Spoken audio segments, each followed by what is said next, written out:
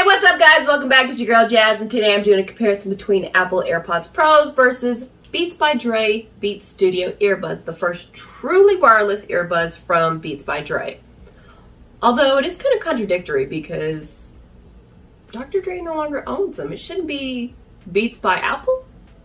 In case you didn't know, back in 2014, Apple bought, I had to think about it for a second, 2014, I can't believe it's been that long, bought Beats by Dre for a whopping almost $3 billion. I can't even mentally fathom that. That's insane.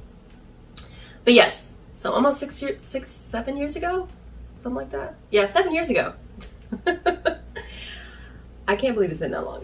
Part of the reason why I'm doing the comparison is because they're both Apple products. Is one going to be better than the other? We're going to find out today. So we're going to start out by the visual aspects of it.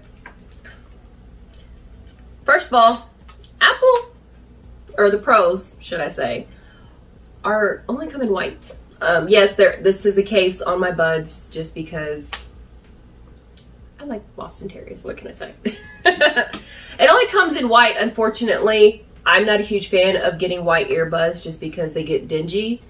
And this one already looks kind of dingy. How long have I had it for? Oh, wow. And the Beats, they come in 3 different colors.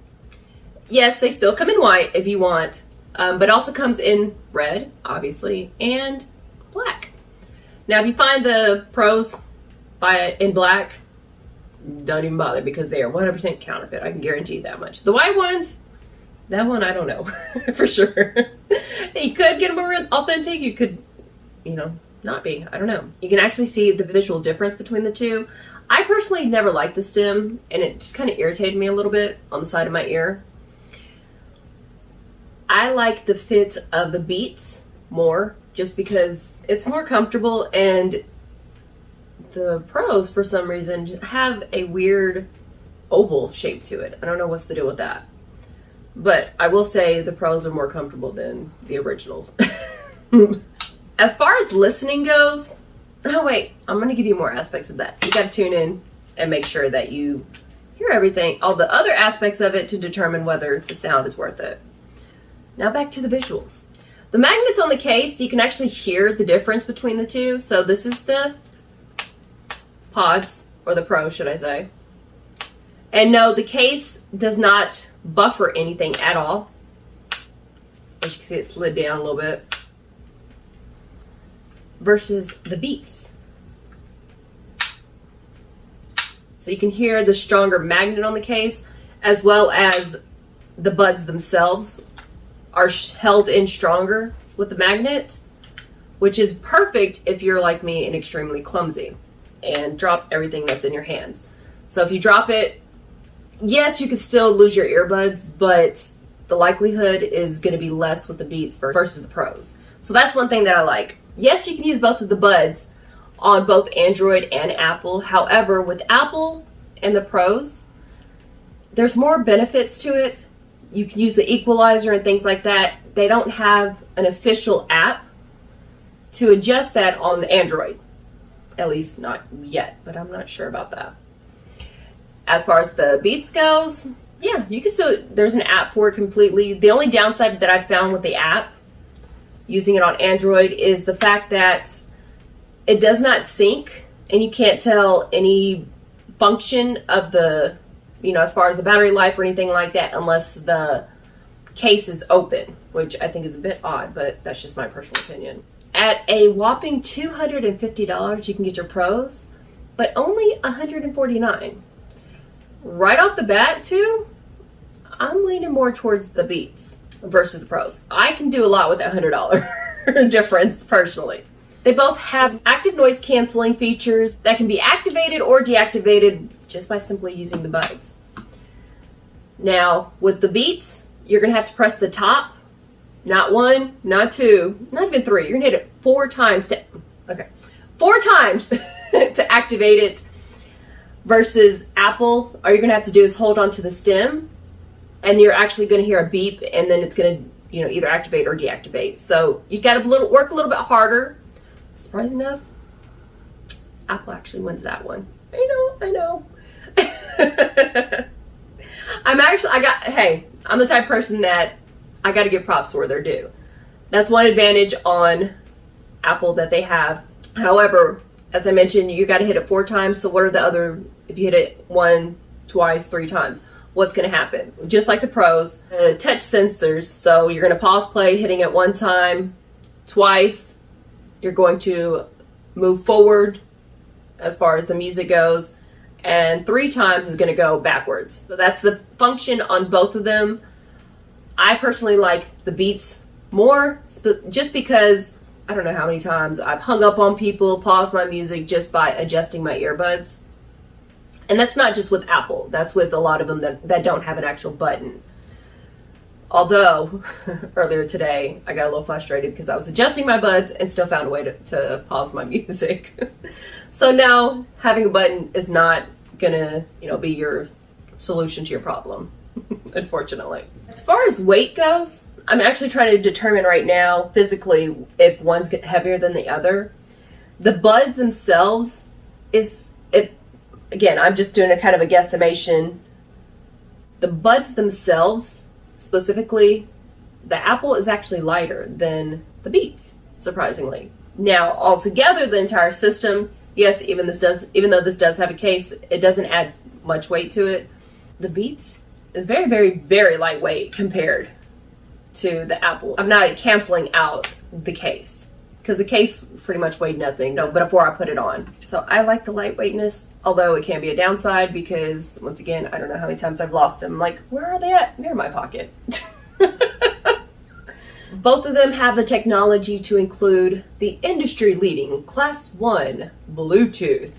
What exactly does that mean? I just heard Bluetooth, and if I heard that originally, I'd be like, what's so special about it? The Class 1 Bluetooth actually helps with your connectivity as far as the distance you are from your device. So if you set your phone down and you step away for a second, maybe you're at the gym, maybe you're at work where you're leaving at your desk and go handle something else and then come back, you don't have to worry about as many drop calls or disconnection. So that's one good thing about the technology that's in both of the buds. Now, as far as battery life goes, because for me that makes a big difference. Now, I will say the battery life is going to be subjective to whether you're streaming, actually on a phone call, as well as if you have your noise canceling on or off. So keep that in mind. Overall, the Beats is going to win this one. They have up to, again, of course, with the disclaimer, up to 8 hours, while Apple, off a single charge, they only have up to 5 hours. So I'll be able to listen to all day at work, at least listen all day at work with Beats versus the Pros. Now, keep in mind, you do have the backup of the case. Luckily, you can charge them in the case.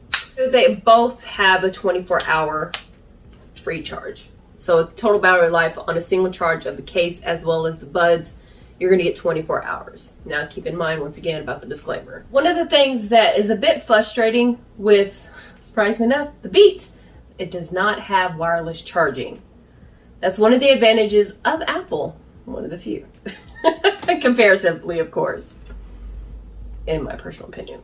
I know that Apple's going to be so much better. They're both Apple products. So your argument is not relevant at this point. They're both water resistant. They're not waterproof. Now you're probably like, well, what's the difference? If it's raining, I would say mildly, because there have been some pretty heavy rains lately. If it's reasonable rain and or sweating, you don't have to worry about anything. However, I would not take them swimming, or I guess wash these with soap and water, which I don't know why you would. You can't immerse these in water and think that they're going to be perfect. Now, if you're lucky and it's only hit for a second, it's a possibility they might be okay, but longer than that, might not be worth much. Now, overall, at the end of the day, battery life, or actually cost, number one, battery life and how does it sound are going to be the top 3 reasons of why you choose your earbuds, right? So we're looking at $250 versus $150. So that covers that. Battery life, we've got off a single charge for just the buds, we're sitting at up to 5 hours versus up to 8 hours. And then the third reason is going to be, how does it sound? Overall, the quality of sound that come from both of the buds are pretty mirroring. Now, I don't have super sensitive ears as far as music, and maybe there's certain pitches and things like that that other people may hear. I personally can't speak on that. So overall, as far as sounds goes, they pretty much sound identical to me. Now, I did have them both on noise canceling, and I will say that using the Beats, it seemed like my ear was sealed a little bit better and was able to block out more sound. And I was still able to hear just a little bit far background noise. So I was able to, if I were in a movie or something like that, I probably wouldn't have any issues with either one of them using the noise canceling. But if I'm in a really crowded area, the Beats is going to have a better noise canceling in general. All in all, the sound quality, if I had to guess, I wouldn't be able to tell the difference between which one the sound came from. That's how similar they are. Again, that's using my hearing, which I know it's subjective. Well, the entire review is subjective for the most part on which one's better. But overall, I'd say the Beats is going to be the winner of the two. And that's mainly because of the cost. I can't really tell the difference between the sound quality, and so that I'd say they're both great quality. If someone was able to hear a little bit more on the Apple, I personally would still go with the Beats, just because I'm not about to spend $100 for a small little smidge of improvement in sound that I really wouldn't even notice unless it's, again, presented to me. Both have great quality, and I can't think of anything else. So if you have any questions, please let me know and drop them down below, and I'll answer them as much as I can. And if you have any other things that you want me to review, please let me know, and I'll be happy to answer them. In the meantime, stay tuned, stay jazzy. Thanks for watching, guys.